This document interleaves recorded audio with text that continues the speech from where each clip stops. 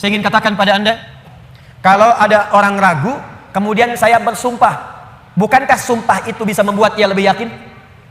Bukankah sumpah itu ditujukan untuk menepis keraguan? Lihat baik-baik, manusia saja bersumpah, Anda bisa yakin. Sekarang Allah itu nggak bersumpah pun pasti benar. Tapi kemudian dihadirkan sumpah. Kalau Allah sudah bersumpah, itu bukan sekedar ingin menyampaikan kalimat atau informasi, tapi Allah ingin memberikan komitmen dengan sungguh-sungguh dan menanamkannya ke dalam jiwa. Seakan-akan Allah ingin katakan, hei, saya bersumpah ya, saya komitmen, tanamkan pada jiwamu yang paling dalam. Wadduha, demi waktu duha yang cahayanya begitu menyejukkan, menenteramkan. Bukankah kalau waktu duha Anda keluar cahayanya enak? Ya? Nah, sumpah yang pertama ini ada yang memaknai dengan kalimat makna hakiki. Ini bersumpah dengan suasana alam yang sejuk. Tapi ada yang memaknai dengan kalimat majazi, kata kiasan. Muhammad, saya bersumpah, tanamkan pada hatimu yang paling dalam, demi keadaanmu yang pernah mengalami ketenangan. Seperti halnya engkau merasakan cahaya duha. Demi kondisimu yang pernah merasakan sukacita, yang pernah enak, pernah nyaman, gak ada gangguan, persis seperti engkau berjemur dalam suasana duha.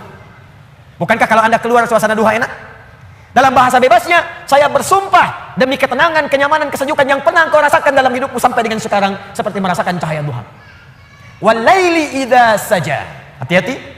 Dan saya pun bersumpah demi malam apabila telah datang gelap gulita. Demi malam apabila nampak gelap sehingga tidak terasa, tidak terlihat apa yang ada di sekitarnya. Ini pun bisa diartikan bahasa kiasan. Walaili idza saja. Maaf, kalau malam gelap itu terus cahaya tidak ada, lilin tidak ada, lampu sudah tidak ada, Anda ada dalam satu ruangan, kira-kira, mohon izin ya, maaf sekali, kira-kira benda-benda sekitaran kita nampak tidak? Tidak. Kalau sudah tidak nampak, bisa nggak menjangkaunya secara cepat? Meraba kan? Meraba. Ustaz, tapi gigi saya putih, kalau saya senyum ada cahaya. Tidak. Tetap pantulannya tidak akan menghadirkan optik yang sempurna. Maka ketika Anda ingin meraba, sulit. Ada orang, maaf ya, dihadapkan pada sebuah peristiwa, berat peristiwanya, seperti orang berada di tengah malam. Memang suasananya siang, matahari ada, tapi bebannya begitu berat, sampai-sampai matanya terasa gelap, kayak orang limbung, jalan limbung. Pernah punya masalah di kantor, tiba-tiba baru datang, Anda dipecat. Oh, astagfirullah. Kenapa Pak? Jangan tanya alasannya, pulang saja. Padahal suasana siang, terang benderang, mataharinya juga terik, tapi seakan-akan kita mendapatkan sesuatu yang gelap. Pulang goyang. Ibu tiba-tiba baru nyampe di pengajian, dapat WA. Aku sudah tidak mencintaimu lagi. Oh, kenapa ini? Papa, apa yang terjadi? Apa mah? Ada SMS begini. Itu bukan nomor papa, mungkin salah. Tapi kalau itu benar, gelap. Jadi ada beban-beban tertentu dalam kehidupan yang terasa begitu gelap. Maka muncul kalimat walaili idza saja. Ataupun suasana yang engkau punya beban Muhammad, saking beratnya beban itu, seperti engkau berada di pertengahan malam yang tidak ada cahaya, sulit berjalan, sulit meraba, sampai ada beban di pundakmu. Ma wadda'aka rabbuka wa ma qala. Tanamkan dalam jiwamu, aku bersumpah kata Allah, dan ini komitmenku kepadamu.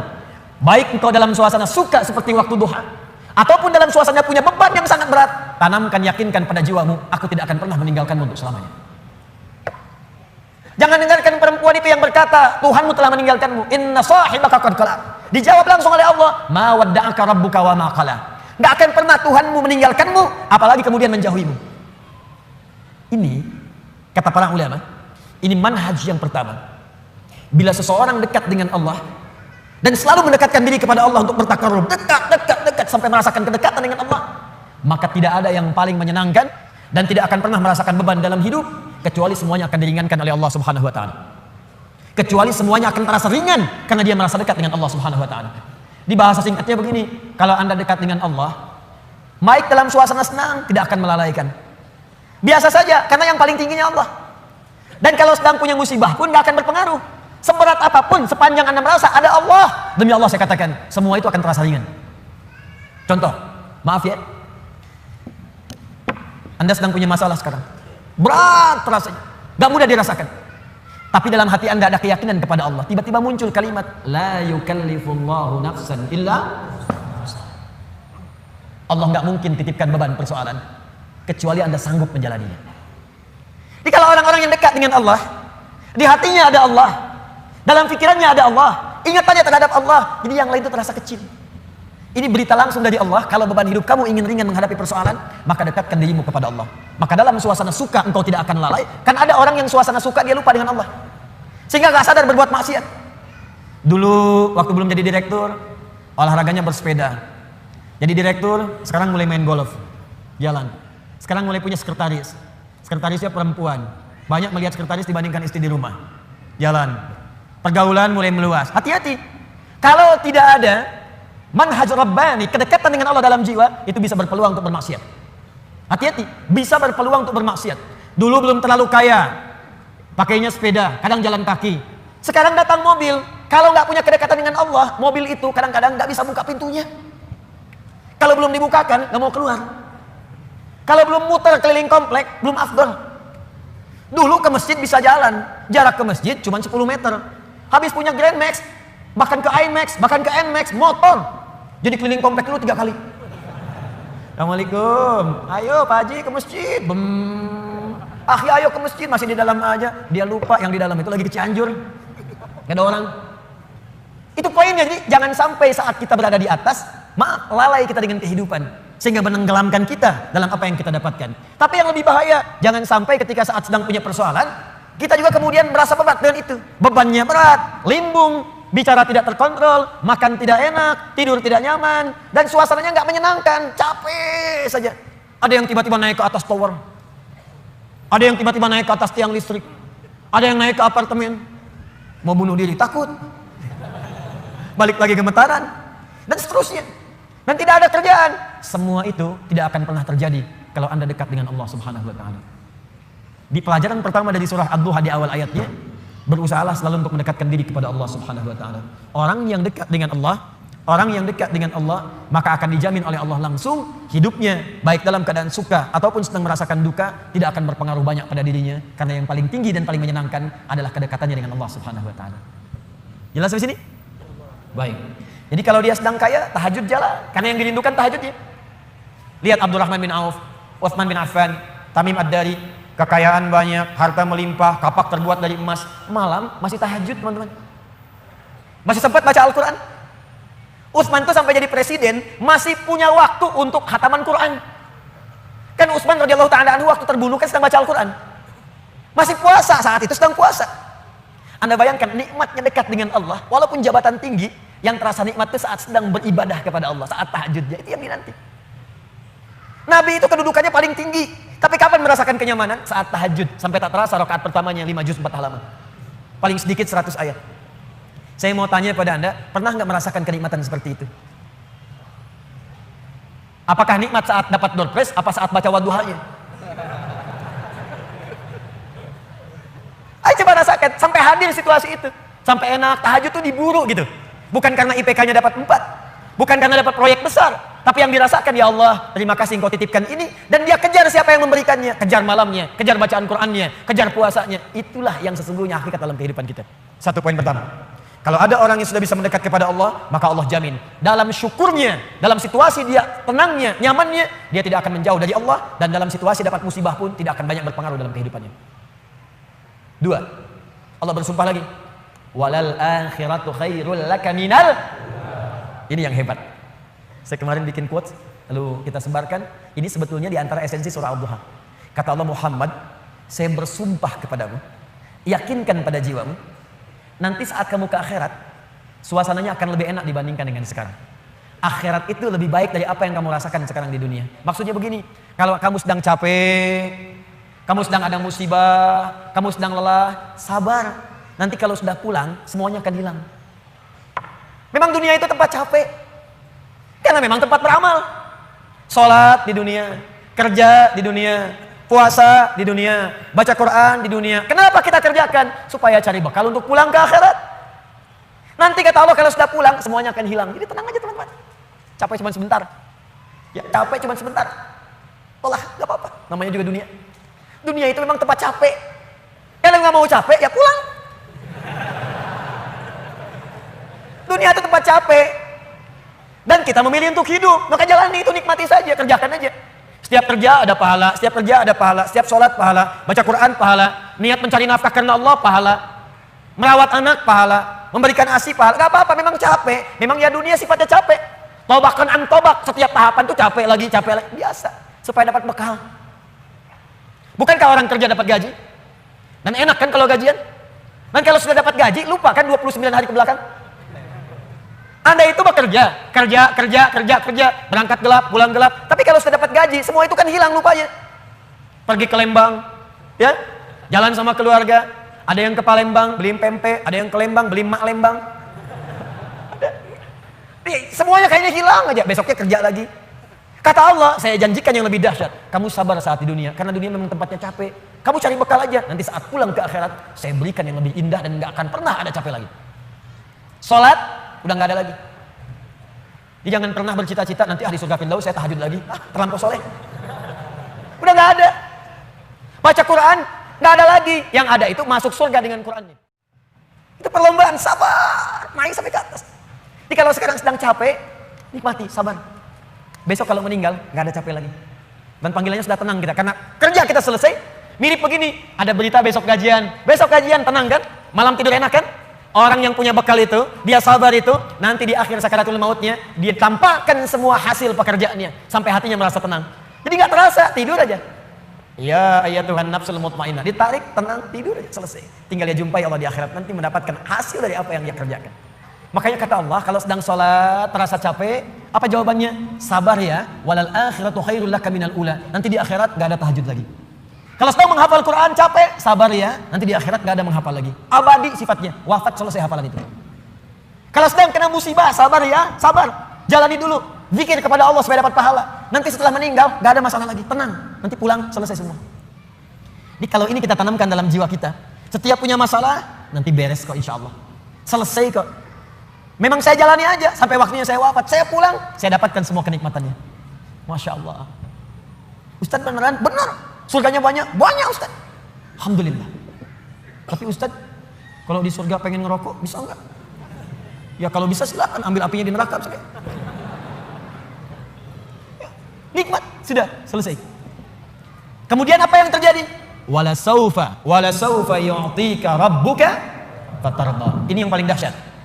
Nanti di akhirat kata Allah, kalau kamu sabar saat di dunia sekarang, Bu, Pak, sabar tahajud, sabar merawat anak, sabar sekolahkan mereka ke pesantren, sabar talaki Al-Quran, sabar berjamaah ke masjid, Anda kerja di pemerintahan, kerja jadi pegawai, ada yang berdagang, ada yang bisnis, sabar. Waktunya sholat, waktunya zakat, sabar. Nanti kata Allah, saat pulang ke akhirat, wala saufa yu'tika rabbuka fatarda. Saya akan berikan semua yang kamu inginkan sampai puas. Kaidah nikmat itu, kaidah nikmat. Semua bicara termasuk dalam Al-Quran. Selama hidup di dunia, kaidah nikmat itu gak ada yang pernah puas. Saya ulang ya, nikmat itu gak ada yang pernah puas. Contoh, punya sepeda nikmat bukan? Punya motor nikmat tidak? Punya mobil nikmat tidak? Pertanyaan saya, ketika Anda dapat sepeda, apakah merasa cukup dengan sepeda? Kalau sudah dapat sepeda, pengen apa? Sudah dapat motor, pengen apa? Sudah punya mobil, pengen apa? Pesawat. Garasi gak punya, nerbangin gak bisa, masih pengen. Belum menikah pengen apa? Menikah. Sudah menikah pengen apa? Punya anak. Sudah punya anak pengen apa? Pengen cucu. Semua terus, jadi gak ada puasnya. Nikmat itu terus pengen. Nanti di akhirat kata Allah, nanti di akhirat saya akan berikan kepadamu sampai kamu puas. Sampai Anda mengatakan, ya Allah, cukup ya Allah, puas. Sekarang mah pengen terus, pengen. Nanti puas ya Allah, cukup puas. Ini semuanya nikmat. Sampai selesai semua. Makanya bersabar dunia sebentar. Sebentar mas. Besok meninggal, selesai masalah. Mau besok meninggal? Susah. Sabar. Dan alhamdulillahnya nggak ada yang dikasih tahu kapan meninggal. Kalau diberitahu, bisa jadi kita pun nggak semangat. Sebentar lagi Anda akan meninggal.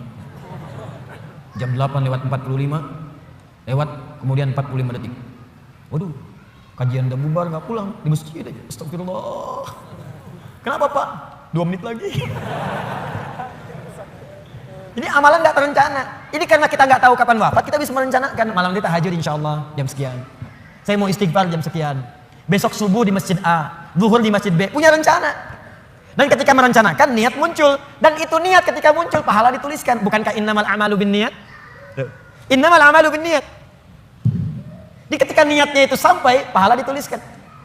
Ini panitia ini nggak akan dihisap, nggak akan diberikan pahala berdasarkan mic-nya bunyi atau putus. Tapi udah ada niat nih, yang penting ada niat, ya ada pahalanya. Masalah bunyi putus perjuangan saya di sini. Jelas ya?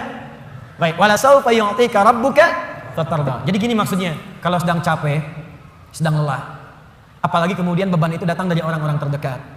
Teman sekantor tiba-tiba misalnya nampak mengkhianati, ada mencela, ada macam-macam. Ingat Allah, maka Anda akan lapang. Ingat Allah, maka tidak akan ada beban. Dan ingat semua itu akan berakhir ketika kita wafat. Kalau itu ada dalam diri kita, maka demi Allah saya katakan, beban itu seberat apapun akan ringan.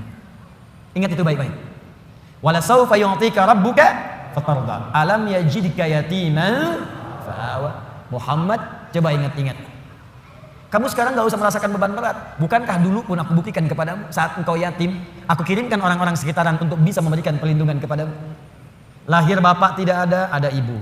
Ibu wafat usia 6 tahun, ada kakek. Kakek wafat usia kemudian Nabi Muhammad 8 tahun, ada paman. Ada semua. Ingat Muhammad SAW. Kalau sedang kamu merasakan beban, ingat senang yang dulu saya berikan. Manhaj yang ketiga. Kalau sedang merasakan kesulitan dalam masalah, kalau masalah ingin cepat diringankan oleh Allah, maka bandingkan masalah itu dengan solusi yang pernah dirasakan sebelumnya. Bandingkan persoalan yang sulit itu dengan kesenangan yang sudah dirasakan sebelumnya. Suami istri sedang punya masalah, malam ini punya persoalan, sampai nggak bicara, coba duduk dulu baik-baik. Ingat masa-masa senang ke belakang. 15 tahun berumah tangga, masa mau dikalahkan dengan masalah di satu malam? Ingat banyak senangnya atau banyak dukanya, banyak sukanya, banyak dukanya, banyak nyamannya, banyak masalahnya. Coba timbang-timbang lagi. Mungkin dengan menghadirkan nostalgia kesenangan itu, yang ini akan terasa ringan. Ma, kenapa malam ini kita mesti cemberut ya? Bukankah kemarin-kemarin kita tertawa? Gara-gara bapak semuanya. Gak apa-apa mah, memang gara-gara papa. Papa terima. Tapi mungkin Allah titipkan keburukan di papa itu karena mama bisa menyempurnakan. Mungkin Allah pilih mama itu adalah mama yang bisa membimbing papa lebih baik. Masya Allah. Oh gitu ya pak ya, mama bikin status dulu ya. Jadi kalau semuanya begitu enak rasanya. Tapi memang diucapkan mudah, menjalaninya belum tentu mudah. Ustadz juga begitu. Ya, makanya jarang sekali ada ustadz ceramah bawa istri. Nah, jadi kalau kita punya persoalan yang kecil-kecil sekarang, ingat masa lalu. Bu, pak, ya maaf di kantor ada masalah. Masalahnya hari itu, jangan langsung merasa berat. Ada proyek gak selesai dimarahin sama bos. Anda kerja sudah 10 tahun, dimarahin baru hari itu. Senangnya kan banyak, udah 9 tahun. Masa persoalan sehari mengalahkan persoalan 9 tahun yang senang ke belakang? Kan tidak lucu. Anda gagal satu ujian, 9 mata kuliah lulus semua. Masa harus meratapi diri pada yang satu itu? Selesaikan. Mungkin di situ Allah ingin berikan anugerah supaya Anda paham lebih dalam. Mungkin di situlah kepakaran Anda supaya belajar lebih dalam lagi. Diangkat kemudian karena pakar itu, di masalah itu. Saya dulu itu setiap menghadapi pelajaran-pelajaran bahasa, apalagi balaghah, macam-macam dan sebagainya itu. Di situ perasaan awal pertama sulit-sulit saya hadapi. Begitu dihadapi, rupanya Allah menginginkan kita lebih fokus pada masalah itu. Seakan awalnya susah, ternyata ada nikmat di balik itu. Itulah poinnya teman-teman sekalian. Jadi kalau Anda sedang merasakan kesulitan, ingat masa-masa lalu saat Allah memberikan banyak nikmat dalam kehidupan kita. Jelas sampai di sini? Baik. Wa wajadaka dhallan fahada. Ingat Muhammad, dulu engkau belum pernah punya pengetahuan seperti sekarang. Engkau belum dapat bimbingan dari wahyu seperti sekarang. Ini dhallan di sini jangan sembarangan menerjemahkan ya. Di Al-Qur'an itu ada kalimat serupa tapi maknanya bisa beda. Ghairil maghdubi 'alaihim waladdallin.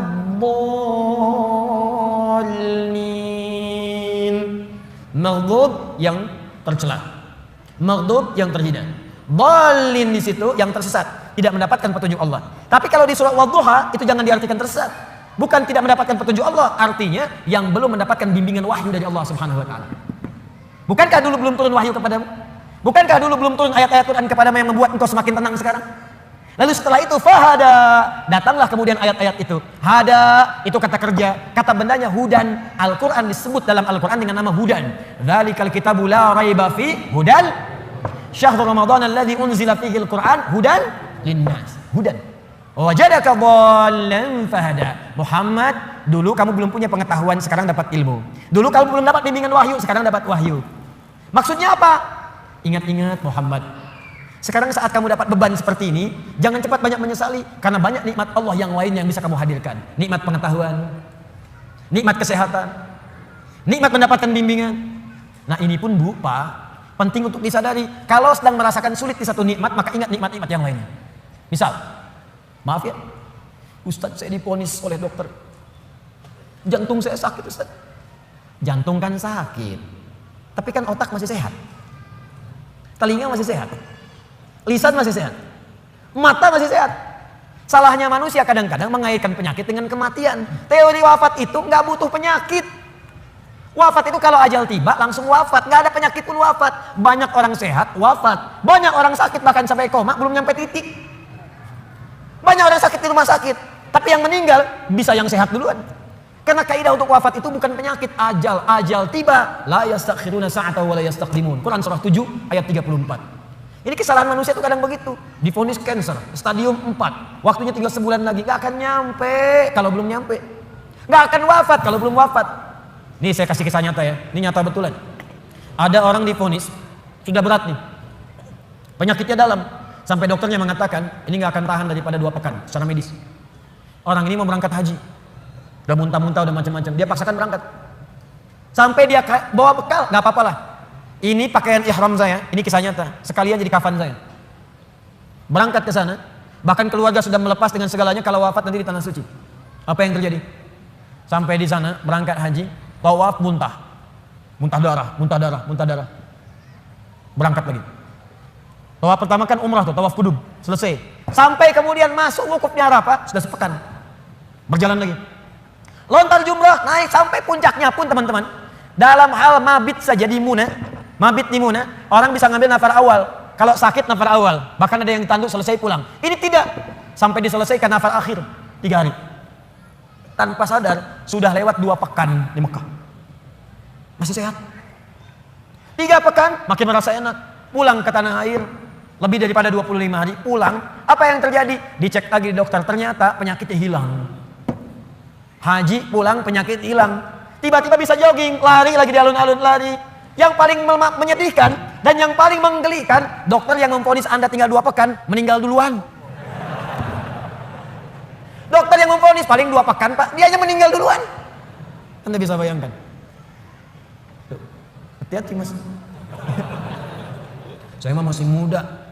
Itu tuh yang banyak ubanan, udah bau tanah. Situ bau tanah, sini bau kuburan. Jadi kita nggak bisa menunggu harap-harap meninggal di tanah suci, bisa kembali di tanah kusir. Harap-harap wafat di tanah kusir, wafat di tanah abang. Jadi bisa dimanapun, nggak bisa kita pilih.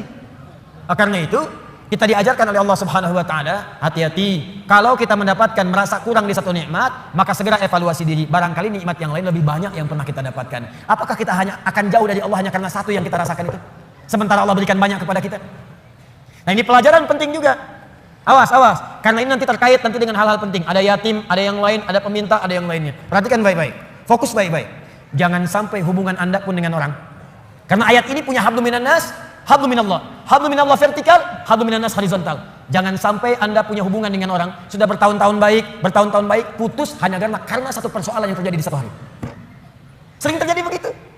Anda nggak sadar, bertahun-tahun berteman, bertahun-tahun berkolega, bertahun-tahun bertetangga, di pemerintahan, di jabatan, di harta benda, di macam-macam. Cuman gara-gara satu persoalan lupa dengan kebaikan yang pernah terjadi di masa-masa lalu. Kalau itu terjadi dalam hidup Anda, maka Anda sedang dikuasai oleh setan. Anda sedang jauh dari Allah.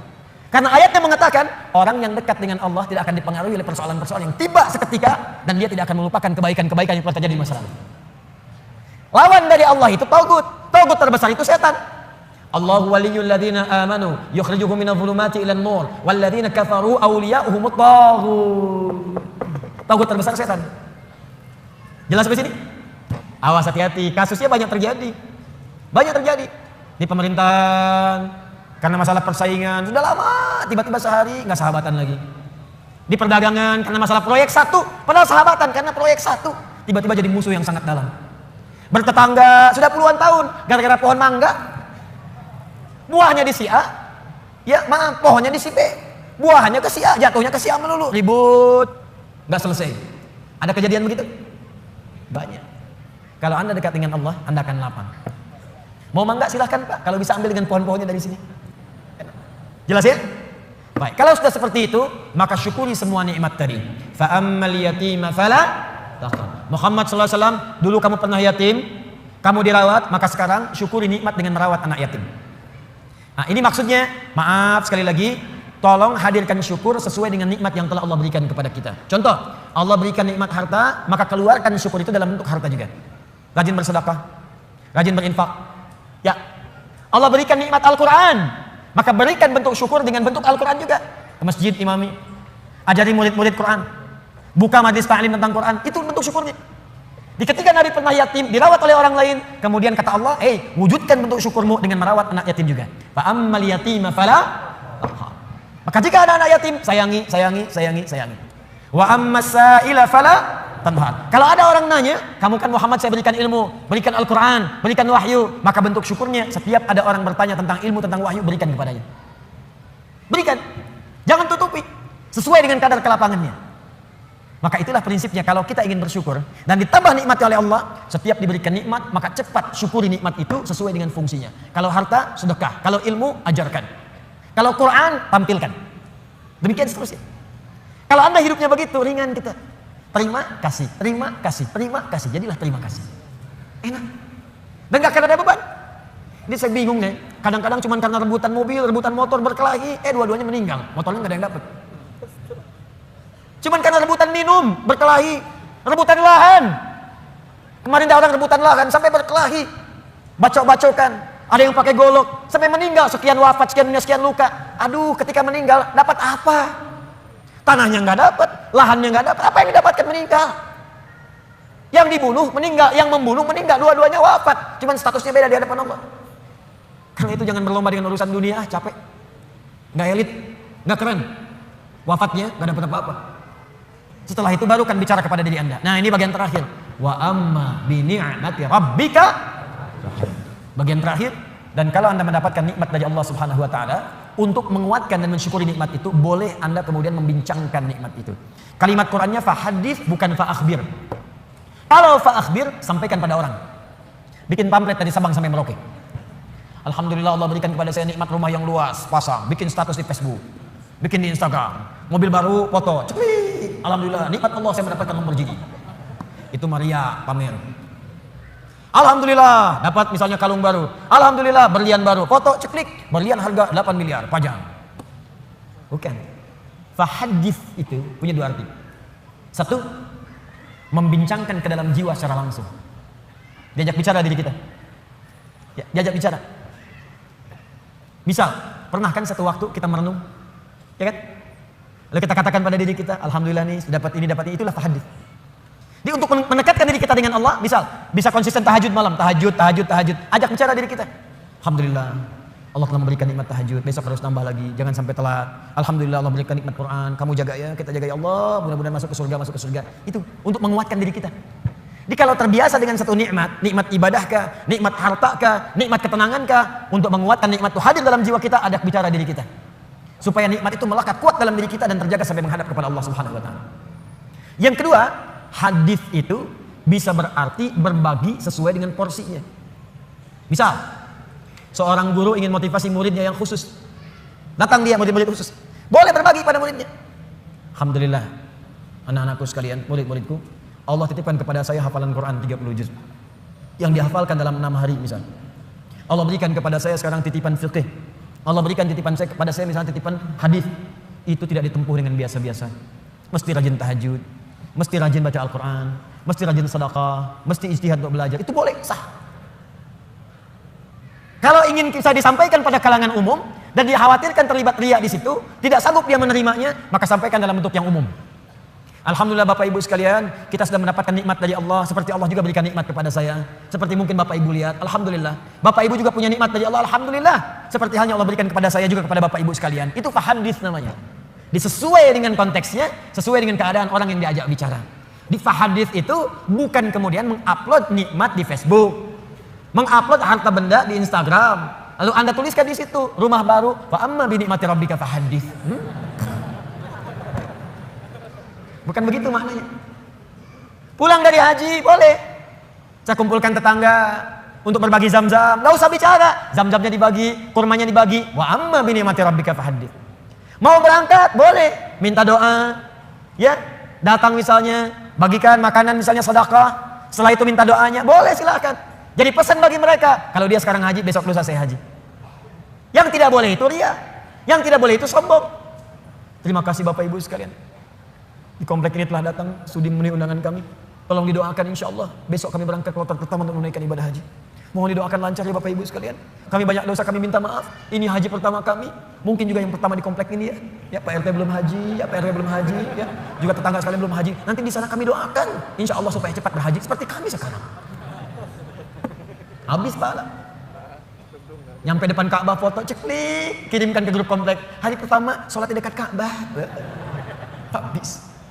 Itu bukan fa'amma bi ni'mati rabbika fahaddits. Jelas ya? Nah, kalau sudah begitu, maka lapang hati kita. Lapang. Dekat dengan Allah, ada beban hilang. Kekayaan datang tidak silau. Berbagi nyaman, enak gitu. Nikmat dibincangkan pun tenang.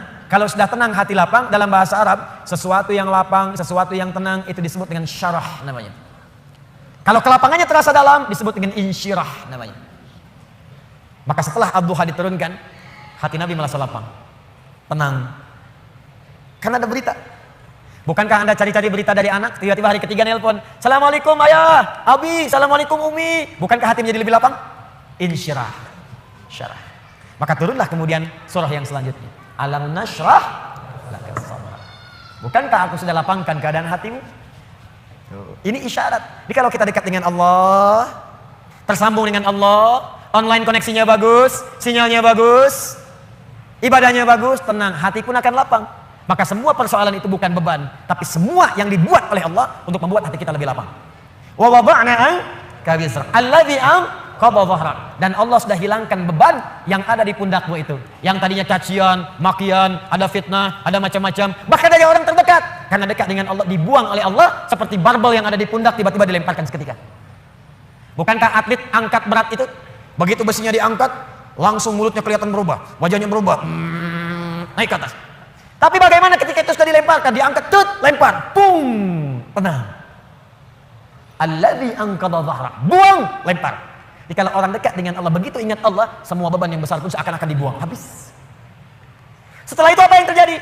Ketika Anda bisa bersabar, lebih dekat dengan Allah lagi, lebih dekat dengan Allah lagi, maka yang terjadi, Allah bukan tenggelamkan Anda, tapi Anda akan diangkat di hadapan Allah Subhanahu wa taala. Wa rafa'na laka dzikrak. Disebut nama Anda di langit. Si fulan, abdi, hambaku. Si fulan, lihat hambaku, hambaku. Diuji dengan musibah seberat apapun, dia tenang saja. Dia dicaci tidak membalas. Dia dihina, dia bersabar. Bahkan orang terdekatnya mengkhianati, dia sabar. Diangkat derajatnya oleh Allah. Dan satu kali diputar oleh Allah. Ja'al haqq wa zahaqal batil, innal batila kana zahuqa. Satu hari kemudian, terbukalah kemudian yang nyata itu, maka yang buruknya hilang, yang baiknya muncul. Bukankah Yusuf alaihissalam pernah difitnah? Bukankah Yusuf alaihissalam pernah masuk penjara? Bukankah Yusuf alaihissalam pernah masuk ke dalam sumur?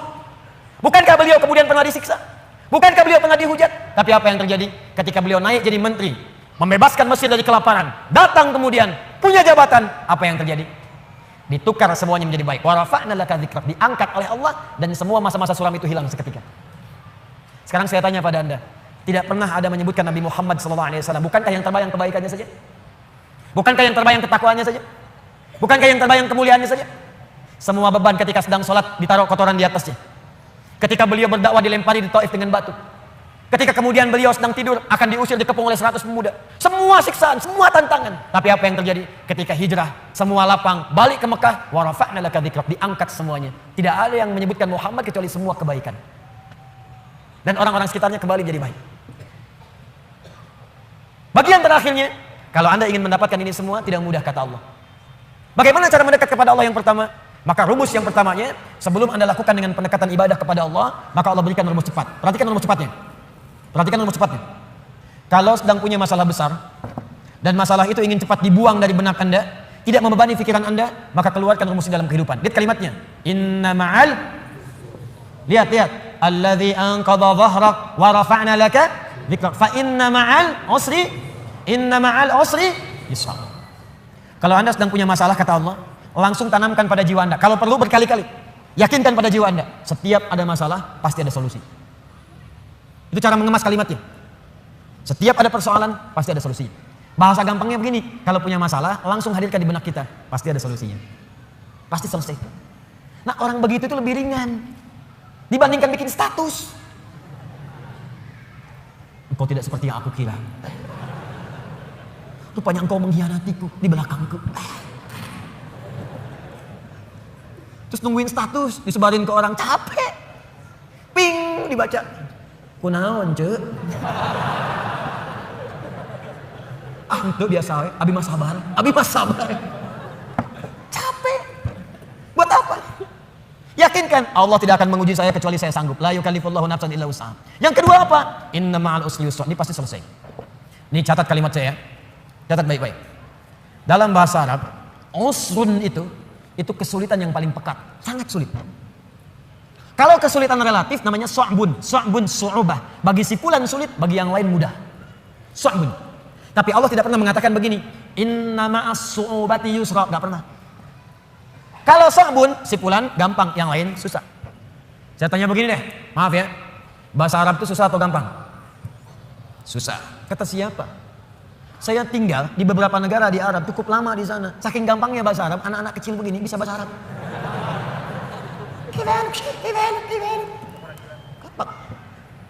2010 saya di Mekah. Lewat kemudian. Setelah itu tugas datang berangkat lagi. Ke arah Anjum, ada hotel Anjum sekarang, bintang 4 tapi bagus.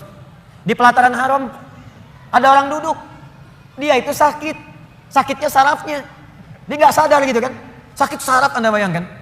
Orang bilang ya penyakit yang saya nggak sanggup lah gitu ya. Sebetulnya tidak ada yang kata-kata yang kasar. Saya nggak bisa keluar kata-kata itu. Ya sakit terganggu jiwanya, sarafnya.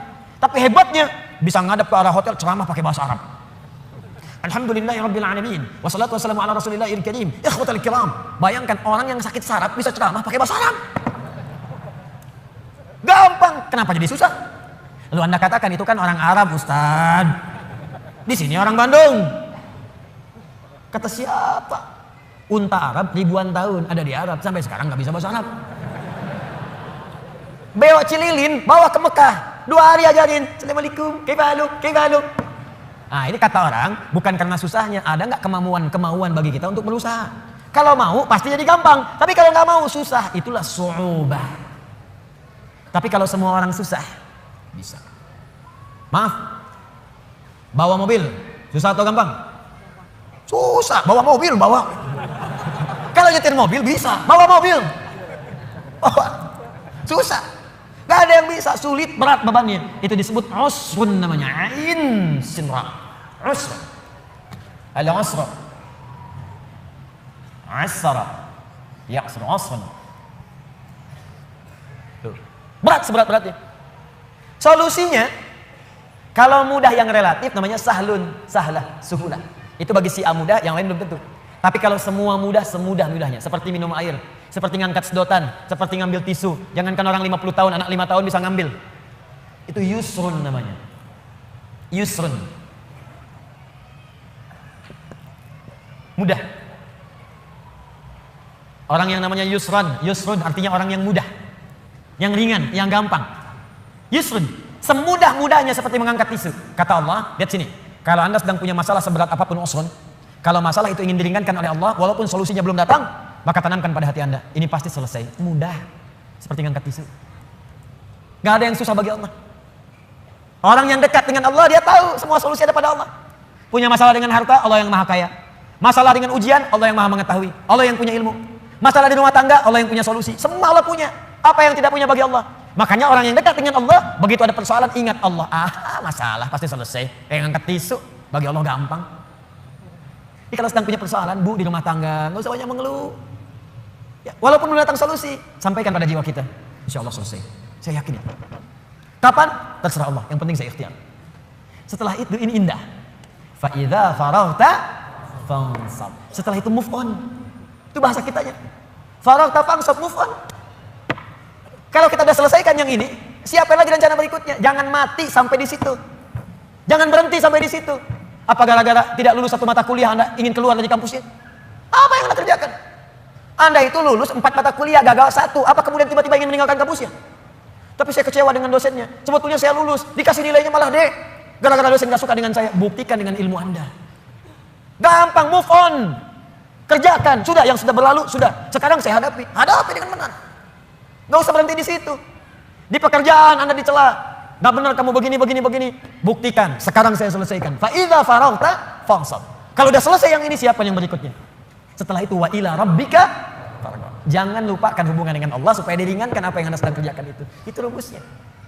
Ini memang mudah dibincangkan dan tidak mudah dipraktekkan. Tapi kalau kita jadikan manhaj sebagai acuan, insya Allah akan berpengaruh pada kehidupan.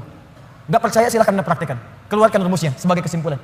Pertama, kalau sedang punya persoalan, yakin Allah akan menolong kita. Yang kedua, ingat baik-baik. Setiap ada persoalan, selalu ada solusinya.